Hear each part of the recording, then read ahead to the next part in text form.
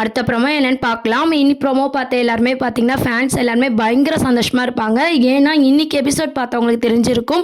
குட்டி காவேரியோட அந்த சேட் இருக்கு இல்லையா? அந்த முகத்த தொங்க போட்டுக்கிட்டு, அந்த குழந்தை வந்து ஃபீல் பண்ண விதம் பார்த்தீங்கன்னா, செம்ம ஆக்டிங் ஹைலைட் சீனா வந்து கொண்டு வந்தாங்க. மாஸாவே இருந்துச்சு. நம்ம வீட்ல ஒரு குழந்தை வந்து ஃபீல் பண்ண மாரி அந்த சீன்ஸ்லாம் வந்து பார்க்கவே ரொம்பவே அழகா வந்து ஆக்ட் பண்ணிட்டு இருந்தாங்க. ஸோ, அதுக்கு தகுந்த மாரி ஒரு ப்ரோமோ போட்டிருந்தாங்க. என்னன்னு பார்த்தீங்கன்னா, குழந்தை வந்து விஜய் கிட்ட சொல்லி ஃபீல் பண்ணுறதும், விஜய் வந்து காவேரி கிட்ட வந்து மன்னிப்பு கேட்குறாங்க. அப்போ சாரதா என்ன யோசிக்கிறாங்கன்னா, பிரின்சிபலை பார்த்து எல்லா உண்மையும் சொல்லி புரிய வச்சா இந்த பிரச்சனை வந்து தீந்துரும்னு சொல்லி சாரதா அம்மா யோசிச்சு பிரின்சிபலை போய் பார்க்குறாங்க.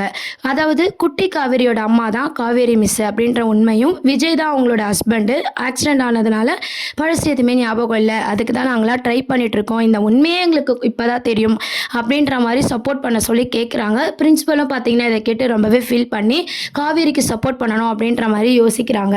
அதுக்கப்புறம் இதையே நினச்சி காவேரி வந்து பிரின்சிபல் ரூமுக்கு வரும்போது நம்ம பிரின்சிபல் என்ன சொல்கிறாங்கன்னா, சாரதாம்மா சொல்லிட்டு போனதை காமிச்சிக்காம குழந்தை வந்து அம்மா இல்லாமல் ரொம்பவே இருக்கா, நீங்கள் ஃபீல் பண்ணுற மாதிரி வந்து பார்த்திங்கன்னா ரொம்ப கேர் எடுத்துக்கோங்க, நான் இதுக்கப்புறம் எதுவும் சொல்ல மாட்டேன், நீங்கள் குட்டி காவேரி கிட்ட பாசமாகவும் எப்பவும் போல் கேரிங்காகவும் இருக்கலாம் அப்படின்னு சொல்லி பிரின்சிபல் வந்து சொல்லவும் நம்ம காவேரிக்கு என்ன பண்ணுறதுனே தெரியல.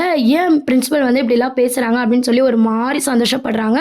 இதுதான் அடுத்த அப்கமிங் ப்ரோமோவாக கொண்டு வராங்க. இந்த ப்ரோமோ பார்த்த ஃபேன்ஸ் எல்லாருக்குமே பயங்கர சந்தோஷமாக இருக்கும். உங்கள் எத்தனை பேருக்கு சந்தோஷமாக இருந்துச்சு அப்படின்றத கீழே கமெண்ட் செக்ஷன் சொல்லி சேனலுக்கு ஒரு லைக் பட்டனை கிளிக் பண்ணி மறக்காமல் சப்ஸ்கிரைப் பண்ணுங்கள். தேங்க்யூ.